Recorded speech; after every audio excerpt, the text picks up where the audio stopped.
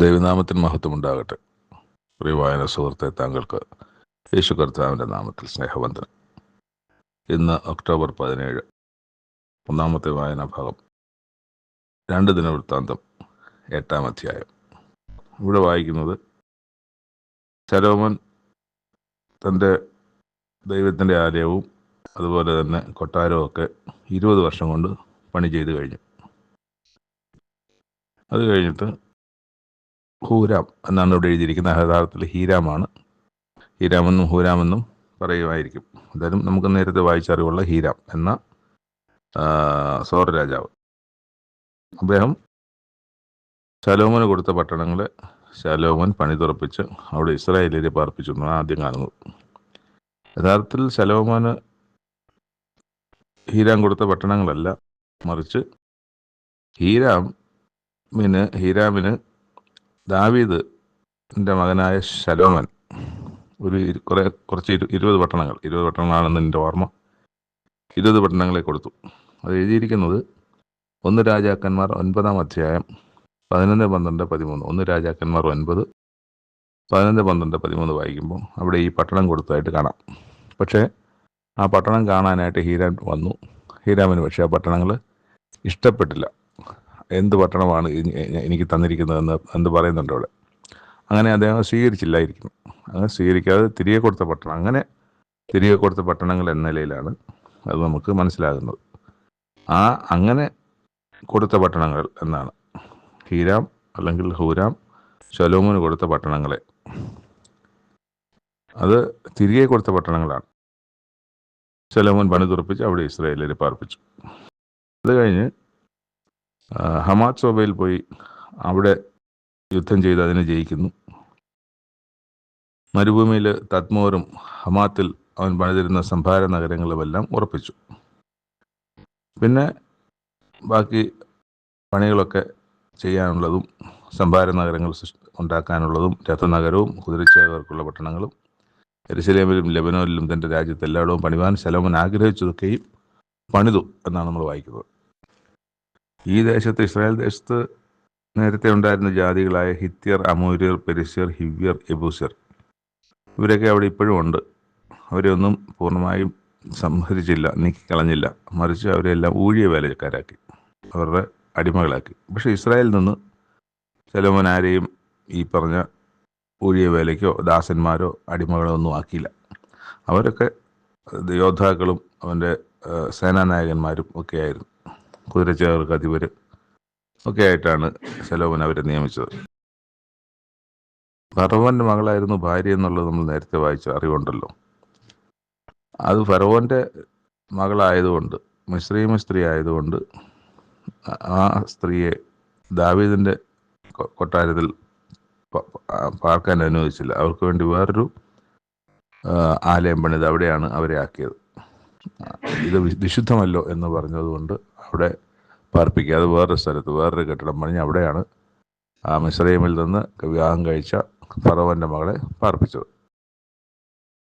ഇസ്രായേലിയർക്ക് പ്രധാനമായിട്ടും 3 ഉത്സവങ്ങളാണ് ദൈവം കൽപ്പിച്ചാക്കിയിട്ടുള്ളത്. അപ്പോൾ പുരുഷന്മാരെല്ലാവരും ആലയത്തിൽ വരുന്നത്, പിന്നെയുള്ള സമയങ്ങളിലൊക്കെ വർഷങ്ങൾ കഴിഞ്ഞാലും ആലയത്തിലേക്ക് വരുന്നത് പ്രധാനമായും 3 ദിവസങ്ങളിലാണ്. ഈ 3 ഉത്സവങ്ങളിൽ അവർ വന്നിരിക്കണമെന്നുള്ളൊരു നിയമം അവരുടെ ഇടയിലുണ്ടായിരുന്നു. അപ്പം അങ്ങനെ ആ 3 ഉത്സവങ്ങളിൽ ശലോമോൻ അവിടെ യഹോവയ്ക്ക് ഹോമയാഗങ്ങളെ കഴിച്ചു പോകുന്നതിനെ കുറിച്ച് നമ്മൾ വായിക്കുന്നുണ്ട്. പിന്നെ ദാവീദ് ചില ചട്ടങ്ങളും നിയമങ്ങളും ഒക്കെ വെച്ചിരുന്നല്ലോ. കൂറുകൾ, പുരോഹിത ശുശ്രൂഷയുടെ കൂറുകൾ, അവരുടെ പാട്ടുപാടാനുള്ളവർ, പുരോഹിതന്മാരുടെ ശുശ്രൂഷിപ്പാനുള്ളവർ, ലേവ്യരുടെ പ്രവൃത്തികൾ, വാതിൽ കാവൽക്കാർ, പിന്നെ അങ്ങനെ ഉണ്ടായിരുന്ന എല്ലാ ജോലികൾക്കും ദാവീദ് എങ്ങനെയാണോ ചെയ്തു വെച്ചത്, ദാവീദിൻ്റെ കൽപ്പന എന്തായിരുന്നോ അതൊന്നും മാറിയില്ല. ശലോമോൻ രാജാവും അത് തന്നെയാണ് പാലിച്ചത്. അത് പാലിച്ചാണ് പിന്നോട് മുമ്പോട്ട് പോയത്. അങ്ങനെ ഇവിടെ വായിക്കുന്നത് യഹോവയുടെ ആലയത്തിന് അടിസ്ഥാനമിട്ട നാൾ മുതൽ അത് തീരും വരെ ശലോമോൻ്റെ പ്രവൃത്തിയൊക്കെയും സാധ്യമായി വന്നു. അങ്ങനെ യഹോവയുടെ ആലയം പണിതു തീർന്നു.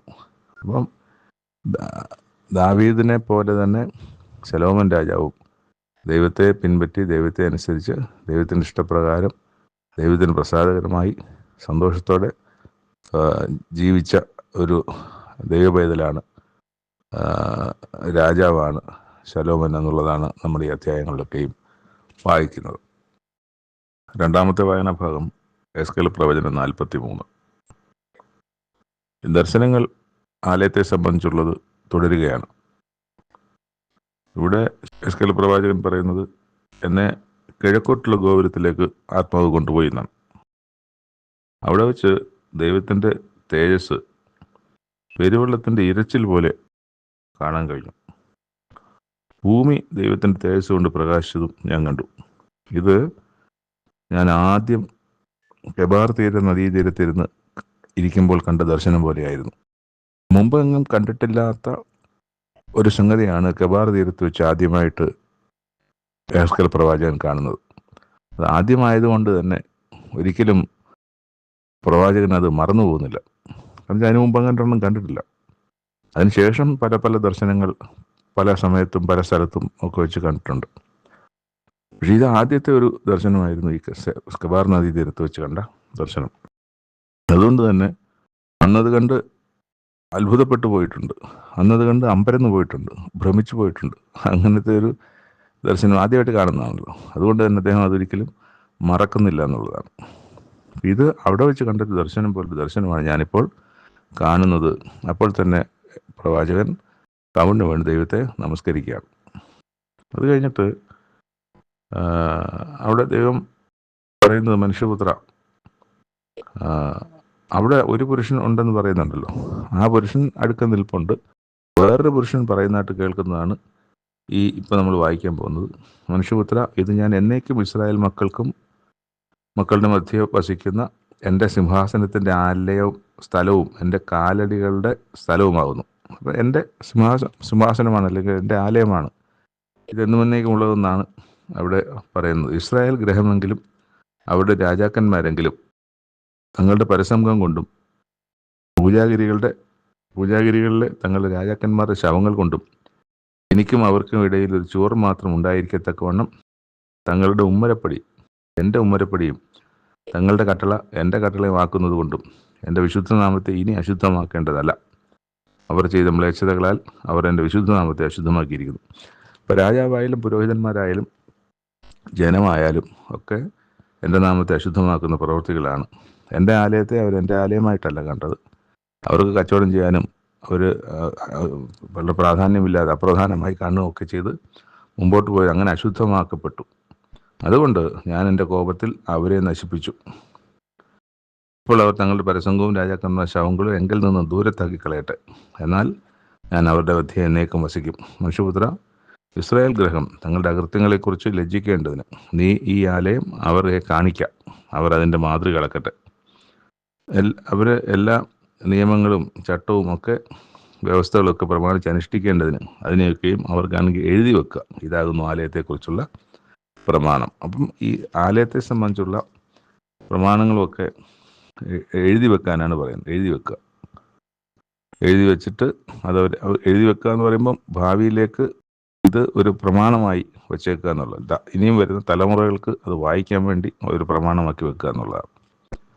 പിന്നെ നമ്മൾ കാണുന്നത് ബാക്കിയുള്ള ചില യാഗപീഠത്തിൻ്റെ അളവ്, അതിൻ്റെ വക്ക്, അതിൻ്റെ നീളം, ഉയരം, പിന്നെ യാഗപീഠത്തിൻ്റെ പീഠത്തിൻ്റെ അടുപ്പിൽ നിന്ന് മേലോട്ട് 4 കൊമ്പുണ്ടായിരിക്കണം.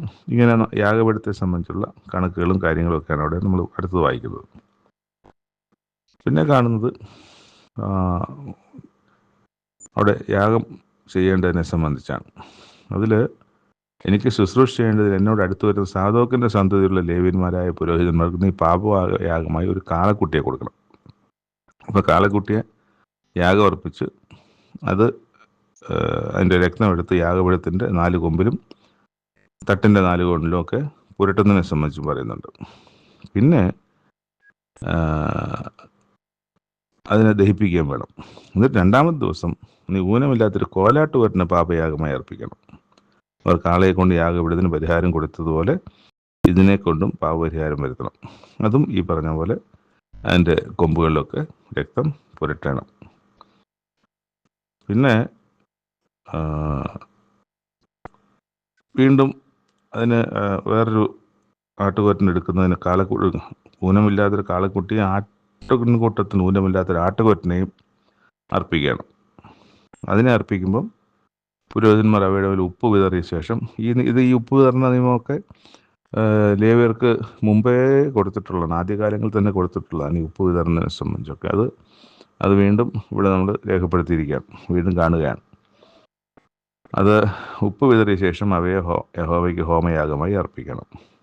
7 ദിവസം, അങ്ങനെ 1, 2, 3 അങ്ങനെ 7 ദിവസം നീ ദിനംപ്രതി പാപയാഗമായി ഓരോ കോലാട്ടിനെ അർപ്പിക്കണം. ഗുണമില്ലാത്തത് ഒക്കെ ആയിരിക്കണമെന്നുള്ളത് പ്രത്യേകം പറയേണ്ടതില്ല, പക്ഷെ അതിവിടെ പറയുന്നുണ്ട്. ഇതാണ് അങ്ങനെ ചെയ്യുമ്പോൾ. എന്നിട്ട് ഈ ദിവസങ്ങൾ 7 തികച്ച ശേഷം 8-ാം ദിവസം മുമ്പോട്ടും പുരോഹിതന്മാർ യാഗപീഠത്തിന്മേൽ നിങ്ങളുടെ ഹോമയാഗങ്ങളെയും സമാധാനയാഗങ്ങളെയും അർപ്പിക്കണം. അങ്ങനെ എനിക്ക് നിങ്ങളിൽ പ്രസാദമുണ്ടാകും. അപ്പോൾ ഈ നിയമങ്ങളൊക്കെ തെറ്റിച്ച്, ഈ നിയമങ്ങളൊക്കെ ചെയ്യാതെ അന്യദൈവങ്ങളുടെ പുറകെ പോവുകയും ഈ ആലയത്തിൽ തന്നെ ചെയ്യേണ്ട പ്രവർത്തികൾ ചെയ്യാതെ ഈ ആലയത്തെ നിസ്സാരമാക്കി ചെയ്തു പോയ പ്രവർത്തികളുടെയൊക്കെ യഥാസ്ഥാനപ്പെടുത്തൽ എന്ന നിലയ്ക്ക് ആലയത്തെയും ആലയത്തിൻ്റെ ശുശ്രൂഷകളെയും സംബന്ധിച്ച് ദൈവം അവരെ ഓർമ്മിപ്പിക്കുകയാണ്. അത് എഴുതി വെക്കാൻ പറയുകയാണ്. എസ്കേൽ പ്രവാചകൻ അത് എഴുതി വെക്കുകയുമാണ്. അതാണ് ഈ അധ്യായത്തിൽ നമ്മൾ കാണുന്നത്. 3-ാമത്തെ വായനാഭാഗം യോഹന്നാൻ എഴുതിയ സുവിശേഷം 9-10 അധ്യായങ്ങളാണ്. 9-ാം അധ്യായം പൂർണ്ണമായും ഒരു വിഷയത്തെ സംബന്ധിച്ച് തന്നെയാണ് പ്രതിപാദിച്ചിരിക്കുന്നത്. അത് ഇതാണ്: ജന്മന കുരുടനായ ഒരു മനുഷ്യനുണ്ട്. അവിടെ ആ മനുഷ്യനെ യേശുക്രിസ്തു സൗഖ്യമാക്കുന്നതുമായിട്ട് ബന്ധപ്പെട്ടുള്ള വിഷയമാണ്. അവൻ സൗഖ്യമാക്കിയത് ശബത്തിലാണ്. അതാണ് അവിടുത്തെ വിഷയം. ആദ്യം ശിഷ്യന്മാർ യേശുക്രിസ്തുവിനെ ചോദിക്കുന്നുണ്ട്, ഇവൻ്റെ അമ്മയപ്പന്മാർ ചെയ്ത പാപം കാരണമാണോ അങ്ങനെയാണ് ഇവൻ കുരുടനായിപ്പോയത്? ഇങ്ങനെ കുരുടനായി പിറക്കാനുള്ള കാരണം എന്താണെന്ന്. അപ്പോൾ അമ്മയോ അല്ല, അവനുമല്ല, അവൻ്റെ അപ്പനുമല്ല, ആരുമല്ല പാപം ചെയ്തത്. ദൈവപ്രവൃത്തി അവനിൽ വെളിവാകേണ്ടതിനാണ് അവൻ കുരുടനായി തീർന്നത് എന്ന് പറഞ്ഞിട്ട് നിലത്തിൽ നിന്ന് കുറച്ച് ചേറുണ്ടാക്കി അവൻ്റെ കണ്ണിൽ പുരട്ടി ശിലോഹാം കുളത്തിൽ പോയി കഴുകാൻ പറഞ്ഞു. അവൻ പോയി കഴുകി കണ്ണ് കാഴ്ച പ്രാപിച്ച് സൗഖ്യമായി തിരികെ വന്നു. അപ്പം ഇത് മറ്റുള്ളവരറിഞ്ഞു. അപ്പോൾ അവിടെ ചെന്നിട്ട് അവനോട് ചോദിക്കുകയാണ്, നിൻ്റെ കണ്ണ് തുറന്ന് എങ്ങനെയെന്ന് ചോദിച്ചതിന് അവൻ, യേശു എന്ന പേരുള്ള ഒരുവൻ ചേറുണ്ടാക്കി എൻ്റെ കണ്ണിന്മേൽ പൂശി ശിലോഹാം കുളത്തിൽ ചെന്ന് കഴുകുക എന്ന് എന്നോട് പറഞ്ഞു. ഞാൻ പോയി കഴുകി കാഴ്ച പ്രാപിച്ചു. എന്നിട്ട് ചോദിക്കുന്നുണ്ട്, അവൻ എവിടെയും ചോദിക്കുന്നുണ്ട്, അതെനിക്കറിയില്ല എന്ന് അവൻ മറുപടിയും പറയുന്നുണ്ട്. പിന്നെ ഈ കുരുടനായിരുന്നവനെ പരീശന്മാരുടെ അടുക്കൽ കൊണ്ടുപോകുന്നുണ്ട്. അവിടെ വെച്ച് അവനോട് ചോദിക്കുന്നുണ്ട്. അവനും പറയുന്നുണ്ട്, എൻ്റെ കണ്ണിന്മേൽ ചേറ് തേച്ചു, ഞാൻ കഴുകി കാഴ്ച പ്രാപിച്ചിരിക്കുന്നു എന്ന് പറഞ്ഞു. അപ്പോൾ ഈ ശബത്ത് പ്രമാണിക്കുകൊണ്ട് ദൈവത്തിൻ്റെ അടുക്കൽ നിന്ന് വന്നവനല്ല എന്ന് പറഞ്ഞു. മറ്റു ചിലർ, പാപിയായ ഒരു മനുഷ്യൻ ഇങ്ങനെയുള്ള അടയാളങ്ങൾ ചെയ്യാൻ എങ്ങനെ കഴിയും എന്ന് പറഞ്ഞു. അപ്പോൾ ഒരു ഭിന്നതയുണ്ടായി അവരുടെ ഇടയിലൊരു ഭിന്നത ഉണ്ടാകുന്നുണ്ട്. അത് കഴിഞ്ഞ് കാഴ്ച പ്രാപിച്ചവൻ്റെ അപ്പനെയും വിളിച്ചു. അപ്പോൾ ജന്മന കുരുടനായിരുന്നെന്നും ഒക്കെ മനസ്സിലാകുന്നുണ്ട്. അവനോട് ചോദിക്കും, നിങ്ങളുടെ ഈ മകൻ കണ്ണ് കാണുന്നത് എങ്ങനെ എന്ന് ചോദിക്കും. അയ്യോ, അത് അവൻ പ്രായമുണ്ടല്ലോ, അവൻ പ്രായപൂർത്തിയായവനല്ലേ, അവനല്ലേ അറിയുള്ളൂ, ഞങ്ങൾക്കറിയില്ല എന്ന് പറഞ്ഞു. കാരണം യഹൂദന്മാരെ ഭയപ്പെടുകകൊണ്ടത്രേ അങ്ങനെ പറഞ്ഞത്. അവനെ ക്രിസ്തു എന്ന് പറയുന്നവൻ പള്ളിപ്രശ്നനാകണമെന്ന് യഹൂദന്മാർ തമ്മിൽ പറഞ്ഞൊത്തിരുന്നു. അങ്ങനെ പള്ളിപ്രശ്നമാകാൻ ഇടയാകാതിരിക്കാൻ വേണ്ടിയിട്ടാണ് അമ്മയപ്പന്മാർ അത് മറച്ചു വെച്ചത്, ഒന്നും പറഞ്ഞില്ല. അത് അവനോട് ചോദിക്കുക പറയുന്നത്. അപ്പോൾ അവനെ വിളിച്ചു, രണ്ടാമത് വിളിച്ചു. ദൈവത്തിന് മഹത്വം കൊടുക്കുക, ആ മനുഷ്യൻ പാപി എന്ന് ഞങ്ങൾ അറിയുന്നു. അപ്പം ഈ കണ്ണ് സൗഖ്യം പ്രാപിച്ചവൻ പറയുകയാണ്, അവൻ പാപിയോ അല്ലയോ എന്ന് ഞാൻ അറിയുന്നില്ല, ഒന്നറിയുന്നു, ഞാൻ കുരുടനായിരുന്നു, ഇപ്പോൾ കണ്ണ് കാണുന്നു എന്ന് ഉത്തരം പറഞ്ഞു. അവൻ നിനക്ക് എന്ത് ചെയ്തു എന്ന് വീണ്ടും ചോദിക്കുകയാണ്. നിന്റെ കണ്ണ് എങ്ങനെ തുറന്നു എന്ന് ചോദിച്ചു. അതിനവൻ, ഞാൻ നിങ്ങളോട് പറഞ്ഞുവല്ലോ, നിങ്ങൾ ശ്രദ്ധിച്ചില്ല, വീണ്ടും കേൾപ്പാൻ ഇച്ഛിക്കുന്നതെന്ത്? നിങ്ങൾക്കും അവൻ്റെ ശിഷ്യന്മാരാകുവാൻ മനസ്സുണ്ടോ എന്ന് ചോദിച്ചു. അപ്പം അവർ ഈ കണ്ണ് കാണാൻ സൗഖ്യമായ അവനെ ശകാരിച്ചു. നീ അവൻ്റെ ശിഷ്യൻ, ഞങ്ങൾ മോശയുടെ ശിഷ്യന്മാരാണ്. മോശയുടെ ദൈവം സംസാരിച്ചു എന്നൊക്കെ ഞങ്ങൾക്കറിയാം. ഇവൻ എവിടെ നിന്നാണെന്ന് പോലും അറിഞ്ഞുകൂടാ. ആ മനുഷ്യൻ അവരോട് തിരിച്ച് മറുപടി പറഞ്ഞത്, എൻ്റെ കണ്ണ് തുറന്നിട്ടും അവൻ എവിടെ നിന്ന് എന്ന് നിങ്ങൾ അറിയാത്തത് ആശ്ചര്യം തന്നെ. പാപികളുടെ പ്രാർത്ഥന ദൈവം കേൾക്കുന്നില്ല എന്നും ദൈവഭക്തനായിരുന്നു അവൻ്റെ ഇഷ്ടം ചെയ്യുന്നവൻ്റെ പ്രാർത്ഥന കേൾക്കുന്നുവെന്നും നാം അറിയുന്നു. കുരുടനായി പിറന്നവൻ്റെ കണ്ണ് തുറന്ന പ്രകാരം ലോകമുണ്ടായതു മുതൽ കേട്ടിട്ടില്ല. ദൈവത്തിൻ്റെ അടുക്കൽ നിന്ന് വന്നവനല്ലെങ്കിൽ അവന് ഒന്നും ചെയ്യാൻ കഴിയുകയില്ല എന്ന് ഉത്തരം പറഞ്ഞു. അപ്പോൾ അവർക്കത് ദേഷ്യമായി. നീ മുഴുവനും പാപത്തിൽ പിറന്നു, നീ ഞങ്ങൾ ഉപദേശിക്കുന്നു എന്ന് പറഞ്ഞവനെ പുറത്താക്കി. അവനെ പുറത്താക്കിയെന്ന് കണ്ടപ്പോൾ യേശു പതുക്കെ ക്രിസ്തു ഇവൻ്റെ അടുത്ത് വന്നിട്ട് ചോദിച്ചു, നീ ദൈവപുത്രനിൽ വിശ്വസിക്കുന്നുണ്ടോ എന്ന് ചോദിച്ചു. അതിന് യജമാനെ അവൻ ആരാകുന്നു, ഞാൻ അവൻ വിശ്വസിക്കാം എന്ന് ഉത്തരം പറഞ്ഞു. യേശു അവനോട്, നീ അവനെ കണ്ടിട്ടുണ്ടോ, നിന്നോട് സംസാരിക്കുന്നവൻ അവൻ തന്നെ എന്ന് പറഞ്ഞു. ഉടനെ അവന് വിശ്വസിക്കും, ഞാൻ കർത്താവിനെ വിശ്വസിക്കുന്നു പറഞ്ഞ് ക്രിസ്തുവിനെ നമസ്കരിച്ചു. അപ്പോൾ അവിടെ അതാണ് സംഭവിച്ചത്. എന്നിട്ട് ചില പരീശന്മാർ ഇത് കേട്ട് അവിടെ പറയുന്നത്, കാണാത്തവർ കാണുവാനും കാണുന്നവർ കുരുടരാകുവാനും ഇങ്ങനെ ന്യായവിധിക്കായി ഞാൻ ഈ ലോകത്തിൽ വന്നു എന്ന് പറഞ്ഞു. അപ്പോൾ ഇതോടെ പരീശന്മാർ കേട്ടിട്ട്, ഞങ്ങളും കുരുടരോ എന്ന് ചോദിക്കുകയാണ്. നിങ്ങൾ കുരുടായിരുന്നുവെങ്കിൽ നിങ്ങൾക്ക് പാപമില്ലായിരുന്നു, പക്ഷെ നിങ്ങൾ കാണുന്നു എന്ന് പറയുന്നത് കൊണ്ടാണ് നിങ്ങൾക്ക് പാപം നിൽക്കുന്നത് എന്ന് പറഞ്ഞു. ഇതൊക്കെയും അവരെ കൂടുതൽ ചൊടിപ്പിക്കുകയാണ് ചെയ്യുന്നത്. 10-ാമത്തെ അധ്യായത്തിൽ ക്രിസ്തു പറയുന്നത് ആടിനെയും ആടുകളെക്കുറിച്ചും ആടിൻ്റെ യജമാനല്ല ഇടയനെക്കുറിച്ചുമാണ്. അപ്പോൾ ഇവിടെ പറയുന്നത്, ഇടയൻ ഒരിക്കലും കവർച്ചക്കാരനും കള്ളനും ആയിട്ട് വരത്തിലൊരിക്കലും. അവൻ കള്ളനാണ്, കള്ളനും കവർച്ചക്കാരനും ആണെങ്കിലാണ് വാതിലിൻ്റെ പിൻവശത്തൂടെ വരുന്നത്. എന്നാൽ ഇടയൻ മുൻവാതിൽ കൂടെ തന്നെ കടക്കുന്നവനാണ് ഇടയൻ. അവനെ വാതിൽ കാവൽക്കാരൻ തുറന്നു കൊടുക്കുന്നു. ആടുകൾ അവൻ്റെ ശബ്ദം കേൾക്കുന്നു. തൻ്റെ ആടുകളെ അവൻ പേർ ചൊല്ലി വിളിച്ച് പുറത്തു കൊണ്ടുപോകുന്നു. തനിക്കുള്ളവയൊക്കെയും പുറത്തു കൊണ്ടുപോയ ശേഷം അവൻ അവയ്ക്ക് മുമ്പായി നടക്കുന്നു. ആടുകൾ അവൻ്റെ ശബ്ദം അറിഞ്ഞ് അവനെ അനുഗമിക്കുന്നു. അപ്പോൾ ഈ ആട് ഇടയൻ ബന്ധത്തെക്കുറിച്ചാണ് ഇതിൽ കുറേ വാക്യങ്ങൾ ഉള്ളത്.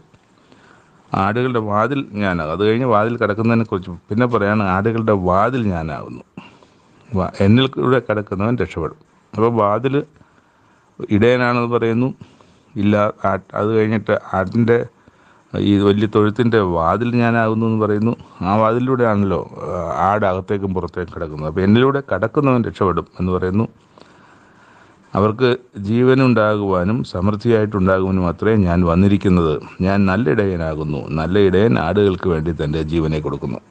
ഈ ഇടയൻ ആടുകൾക്ക് വേണ്ടി പിന്നീട് ജീവൻ കൊടുക്കുന്നത് നമുക്കെല്ലാവർക്കും അറിയാം. അപ്പം അങ്ങനെ ആടിനെ ആക്രമിക്കാൻ വരുന്ന കരടിയായാലും സിംഹമായാലും മറ്റ് ഹിംസ്ര ജന്തുക്കളായാലും അതിനെ തൻ്റെ ജീവൻ കൊടുത്ത് ആടിനെ സംരക്ഷിക്കുക എന്നുള്ളതാണ് ഇടയൻ്റെ ദൗത്യം. ജീവൻ കൊടുക്കാൻ വേണ്ടിയിട്ടല്ല, ഈ ആടിൻ്റെ ജീവൻ സംരക്ഷിക്കാൻ വേണ്ടി ഉള്ള അധ്വാനത്തിനിടയിൽ അല്ലെങ്കിൽ ചെറുത്തുനിൽപ്പിനിടയിൽ ചിലപ്പം ജീവൻ നഷ്ടപ്പെട്ടേക്കാം എന്ന് വിചാരിച്ചിട്ട് ആ സംഘർഷം ഒഴിവാക്കി ഒളിച്ചു കളയുന്നവനല്ല ആ ഇടയൻ. അല്ലാതെ അതിനെ ചെറുത്ത് നിൽക്കുന്നവനാണ് ഇടയൻ എന്നുള്ളതാണ്. ഞാൻ നല്ല ഇടയൻ, പിതാവ് എന്നെ അറിയുകയും ഞാൻ പിതാവിനെ അറിയുകയും ചെയ്യുന്നത് പോലെ ഞാൻ എനിക്കുള്ളവ അറിയുകയും എനിക്കുള്ളവ എന്നെ അറിയുകയും ചെയ്യുന്നു. ആടുകൾക്ക് വേണ്ടി ഞാൻ എൻ്റെ ജീവനെ കൊടുക്കുന്നു. വളരെ പ്രധാനപ്പെട്ട, നമുക്കൊക്കെയും പ്രധാനപ്പെട്ട ഒരു വാക്യം അതിൻ്റെ 16-ാമത്തെ വാക്യമാണ്, 10-16. ഈ തൊഴുത്തിൽ ഉൾപ്പെടാത്ത വേറെ ആടുകൾ എനിക്കുണ്ട്, അവയെയും ഞാൻ നടത്തേണ്ടതാകുന്നു. അവ എൻ്റെ ശബ്ദം കേൾക്കും, ഒരാട്ടിൻകൂട്ടവും ഒരിടയനുമാകും. അപ്പോൾ ആ ആട്ടിൻകൂട്ടത്തിൽ, ആ തൊഴുത്തിൽ, അതായത് ഇസ്രായേൽ എന്ന ദൈവജനം എന്ന് പറയുന്ന ആ തൊഴുത്തിൽപ്പെടാത്ത ഒരു ആടാണ് ഞാനും.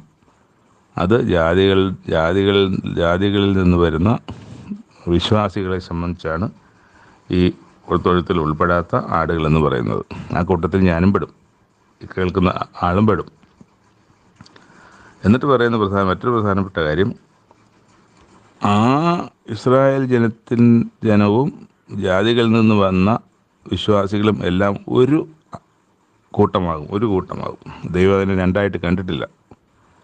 ക്രിസ്തു എന്ന ആട്ടിടയൻ ആയിരിക്കെ അതിൻ്റെ ആട്ടിൻകൂട്ടം എന്ന് പറയുന്നത് ഇസ്രായേലിലും ജാതികളും ഈ വിശ്വാസത്തിലേക്ക് വരുന്ന ഇസ്രായേലിലും ജാതികളുമായിരിക്കുന്ന ഒറ്റ ആട്ടിൻകൂട്ടത്തെ ആയിട്ടാണ് ദൈവം അതിനെ കാണുന്നത്. അത് ക്രിസ്തുവിൻ്റെ വാക്കിലൂടെ നമ്മൾ ഇപ്പോൾ മനസ്സിലാക്കുന്നത്.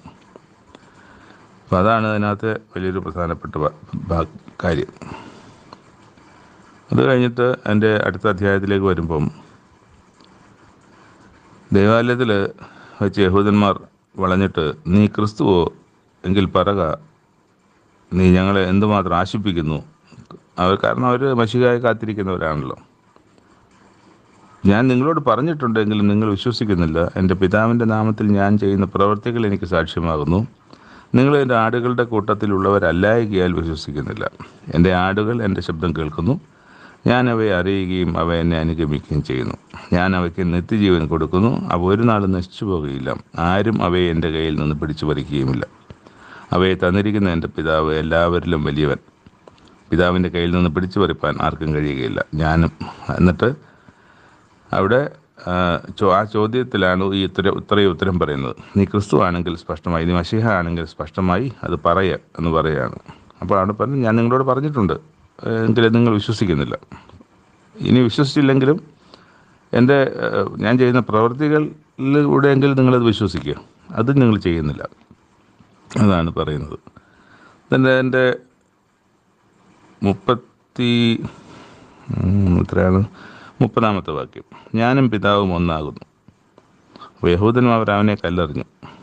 അപ്പോൾ യഹൂദന്മാർ അവർ കല്ലെറിഞ്ഞത് ഞാനും പിതാവും ഒന്നാകുന്നു എന്ന വാക്യത്തിനാണ്. ഇത് അവർ കല്ലെറിഞ്ഞു. ലോകം മുഴുവൻ ഈ വാക്യം തെറ്റായി വിശ്വസിക്കുക. എന്ത് തെറ്റായി വിശ്വസിച്ചുകൊണ്ടാണ് അവർ കല്ലെറിയാൻ തയ്യാറായത്, അതേ തെറ്റായ വിശ്വാസം ലോകത്ത് മനുഷ്യർ ഈ വാക്യത്തെ സംബന്ധിച്ച് വിശ്വസിക്കുന്നു. അവർ വിചാരിച്ചത് ഞാനും പിതാവ് ഒന്നാകുന്നു എന്ന് പറഞ്ഞപ്പോൾ ഞാൻ തന്നെയാണ് പിതാവ്, ഞാൻ ദൈവം തന്നെയാണ് എന്നാണ് അവർക്കത് മനസ്സിലായത്. ലോകം മുഴുവനും അങ്ങനെ തന്നെയാണ് വിശ്വസിക്കുന്നത്. യേശു ദൈവമാണ് എന്നാണ് പറഞ്ഞതെന്നാണ്. ഒരിക്കലും അങ്ങനെയല്ല. എത്രയോ ഭാഗത്ത് അതെൻ്റെ പിതാവാണെന്നും എൻ്റെ ദൈവമാണെന്നും പറഞ്ഞ വാക്യങ്ങൾ ഇഷ്ടം പോലെ കിടക്കുമ്പോൾ ഈ ഒരു വാക്യം മാത്രം അത് കേൾക്കുന്നവർക്ക് ഞാൻ തന്നെയാണ് ദൈവം എന്ന് ഉള്ള ആശയവും അർത്ഥവുമാണ് ഈ ലോകം മുഴുവനുള്ള ബഹുഭൂരിപക്ഷം ജനത്തിലും. എങ്ങനെയാണ് ഇത് വിശ്വാസം അവരിലേക്ക് വന്നതെന്ന് നമുക്ക് അറിയില്ല.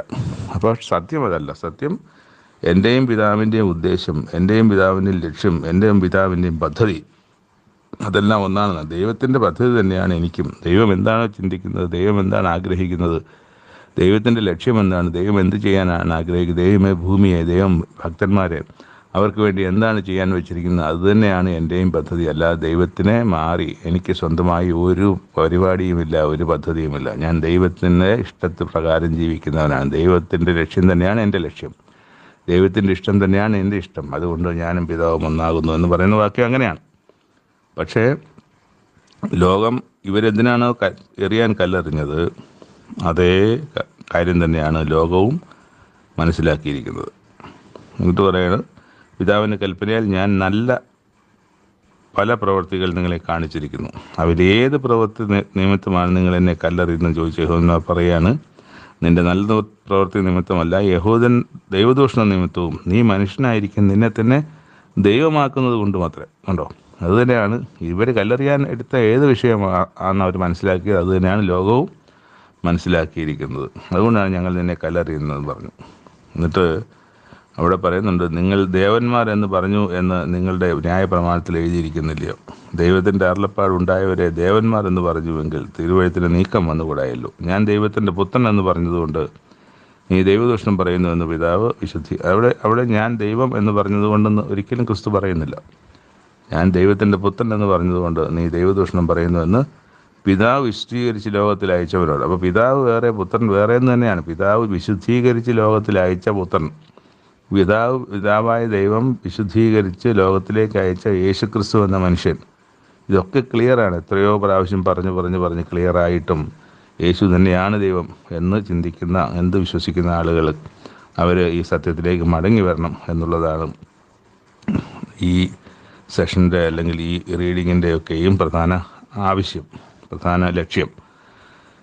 നീ ദൈവദൂഷണം എന്ന് പറഞ്ഞ് പിതാവ് വിശദീകരിച്ച് ലോകത്തിൽ അയച്ചവനോട് നിങ്ങൾ പറയുന്നുവോ, ഞാൻ പിതാവിൻ്റെ പ്രവൃത്തി ചെയ്യുന്നില്ലെങ്കിൽ എന്നെ വിശ്വസിക്കണ്ട, ചെയ്യുന്നുവെങ്കിൽ എന്നെ വിശ്വസിക്കാതിരുന്നാലും പിതാവ് എന്നിലും ഞാൻ പിതാവിലും, രണ്ടും രണ്ട് വ്യക്തികളാണ് പ്രിയമുള്ളവരെ. പിതാവ് എന്നിലും ഞാൻ പിതാവിലും എന്ന് നിങ്ങൾ ഗ്രഹിച്ച് അറിയേണ്ടതിന് പ്രവൃത്തിയെ വിശ്വസിപ്പിൻ. അവർ അവനെ പിന്നെയും പിടിപ്പാൻ നോക്കി. എന്നിട്ടും അവർക്ക് ഈ പറഞ്ഞ കാര്യങ്ങൾ അത് വീണ്ടും യേശുക്രിസ്തു ദൈവദൂഷണം പറയുന്നു എന്ന് തന്നെയാണ് അവർ ചിന്തിക്കുന്നത്. പിന്നെ അവിടെ ഇന്നുകാരുടെ കയ്യിൽ നിന്ന് യേശുക്രിസ്തു ഒഴിഞ്ഞു പോവുകയാണ് ചെയ്യുന്നത്. അങ്ങനെ ഈ 3 വായനാ ഭാഗങ്ങളിലൂടെ അവസാനിക്കുന്നു. ദൈവം നമുക്കെല്ലാവർക്കും അവരവരുടെ ഭാഷയിൽ ബൈബിൾ എഴുതി തന്നിട്ടുണ്ട്. ബൈബിൾ മലയാളത്തിൽ വന്നിട്ട് 150 വർഷത്തിന് മുകളിലൊക്കെ 200 വർഷത്തിനകത്തേ ആയിട്ടുള്ളൂ. അതിനു മുമ്പുള്ള ആൾക്കാർ എന്താണ് വിശ്വസിച്ചിരുന്നത്? കേട്ടത് മാത്രമാണ് വിശ്വസിച്ചത്. കേട്ടത് എന്താണെന്ന് പരിശോധിക്കും നമ്മുടെ പിതാക്കന്മാർ. നമ്മുടെ ഈ നാട്ടിലെ അബ്രഹാം, ഇസ്ഹാക്ക്, യാക്കോബിൻ്റെയും കാര്യമല്ല, നമ്മുടെ ഈ നാട്ടിലെ നമ്മുടെ ജഡീക പിതാക്കന്മാർ, അവർക്ക് അന്ന് ബൈബിൾ തുറന്നു നോക്കാൻ അവരുടെ കയ്യിൽ ബൈബിളില്ലായിരുന്നു. അവർ കേട്ടതൊക്കെ ശരിയാണോ എന്ന് മനസ്സിലാക്കാൻ. അപ്പോൾ അവർ കേട്ടത് വിശ്വസിച്ചു. എന്നാൽ ഇന്ന് നമ്മുടെ കയ്യിൽ ബൈബിളുണ്ട്. ആ കേട്ടത് വിശ്വാസമായി പരിഗണിച്ച് തലമുറയായി കൈമാറി കൊടുത്തത്, ഇന്ന് നമ്മൾ അറിഞ്ഞതും പറഞ്ഞു കേട്ടതും വിശ്വസിക്കുന്നതുമായ കാര്യം യഥാർത്ഥത്തിൽ ബൈബിളിലുണ്ടോ എന്ന് അന്വേഷിക്കേണ്ട ഉത്തരവാദിത്വം നമ്മൾ ഓരോരുത്തർക്കുമാണ്. അത്തരത്തിലൊരു പ്രധാനപ്പെട്ട കാര്യമാണ് ഞാൻ ഇന്ന് പറഞ്ഞു പോയത്. അത് ബൈബിളിൽ ഒരുപാട് സ്ഥലത്ത് യേശു ആരാണെന്നും ദൈവം ആരാണെന്നും ദൈവവും തമ്മിലുള്ള റിലേഷൻഷിപ്പ് എന്താണെന്നും ഒക്കെയും പറയുന്നുണ്ട്. യേശു മനുഷ്യനാണെന്നും യേശു മരിക്കുന്നവനാണ്, മർത്യനാണെന്നും പിന്നീട് ആ ജീവൻ യേശുക്രിസ്തുവിന് ദൈവം കൊടുക്കേണ്ടതാണെന്നും അല്ലാതെ തനിക്ക് തന്നെത്താൻ ഉയർത്തെഴുന്നേൽക്കാൻ കഴിവില്ല, തന്നെത്താൻ ഒരു അത്ഭുതവും ചെയ്യാൻ കഴിയില്ല എന്നും ഒക്കെ യേശുക്രിസ്തു പറയുന്നു. ദൈവം ചെയ്യുന്നതാണ് ഇത് എന്ന് യേശുക്രിസ്തു പറഞ്ഞിട്ടുണ്ട്. സ്വന്തമായി താൻ തന്നെയാണ് ദൈവമെങ്കിൽ തനിക്ക് ചെയ്യാനുള്ള കഴിയും. അപ്പോൾ താൻ ദൈവത്തിൻ്റെ പുത്രനായ ഒരു മനുഷ്യനായ വ്യക്തിയാണ് എന്ന് യേശുക്രിസ്തു പല പ്രാവശ്യം പറയുകയും, അതുകൊണ്ട് തന്നെ എനിക്ക് ഈ കഴിവുകളൊന്നുമില്ല, ദൈവമാണ് ഇതൊക്കെയും ചെയ്യുന്നതെന്ന് പറയുന്ന ഒരുപാട് സന്ദർഭങ്ങളുണ്ട്. അതുകൊണ്ടാണ് ഞാൻ പറഞ്ഞത്, ഒരു മടങ്ങിവരവ് ആവശ്യമായിട്ടുള്ളവർ മടങ്ങി വരണം. പുസ്തകത്തിൽ എന്താണ് പറഞ്ഞതെന്നുള്ളത് വിശ്വസിക്കണം. അത് വിശ്വാസമായി പരിണമിച്ചു. വിശ്വാസമാണ് നമ്മുടെ നിത്യജീവന് ആധാരം, ആ നിത്യജീവിതത്തിൻ്റെ ആധാരം. അത് അറിവുമായിട്ട് ബന്ധപ്പെട്ടാണ് കിടക്കുന്നത്. അറിവ് തെറ്റിയാൽ വിശ്വാസം തെറ്റും, വിശ്വാസം തെറ്റിയാൽ വിശ്വാസത്തിലൂടെ നമുക്ക് ലഭിക്കേണ്ടത് നഷ്ടപ്പെട്ടു പോകും. അതുകൊണ്ട് അറിവ് ശരിയാക്കുന്ന അറിവ് എന്താണെന്ന് പരിശോധിക്കുകയും അറിവിലേക്ക് വരികയും ചെയ്യുക എന്നുള്ളതാണ് നമ്മൾ ബൈബിൾ വായനയുടെ ഒന്നാമത്തെ ലക്ഷ്യം. അതിലൂടെ ക്രിസ്തുവിനെയും യേശുവിനെയും ദൈവിക പദ്ധതികളെയും നമ്മുടെ ജീവിതം എങ്ങനെ നടക്കണമെന്നൊക്കെയും പഠിക്കുന്ന പുസ്തകമാണിത്. അപ്പം പുസ്തകം തന്നെയാണ് നമ്മുടെ മുമ്പുള്ള ദൈവം. വചനം ദൈവമാകുന്നു. ഈ വചനത്തെ ദൈവമായി കണ്ടുകൊണ്ട് പറയാത്ത കാര്യങ്ങൾ വിശ്വസിക്കാതെ ദൈവം പറഞ്ഞ കാര്യങ്ങൾ മാത്രം അറിയുകയും വിശ്വസിക്കുകയും ചെയ്തുകൊണ്ട് അനുഗ്രഹത്തിലേക്ക് പ്രാപിപ്പാൻ, ദൈവരാജ്യം പ്രാപിപ്പാൻ, നിത്യജീവൻ പ്രാപിപ്പാൻ ദൈവം താങ്കളെ ഒരുക്കട്ടെ എന്ന് ഒരിക്കൽ കൂടി പ്രാർത്ഥിച്ചുകൊണ്ട് ഇന്നത്തെ വായനാ സെഷൻ ഇവിടെ അവസാനിപ്പിക്കുന്നു. കേട്ടിരുന്നതിന് ഒരിക്കൽ കൂടി നന്ദി പറയുന്നു. സർവ്വ മഹത്വവും ദൈവത്തിന് കൊടുക്കുകയും ചെയ്യുന്നു.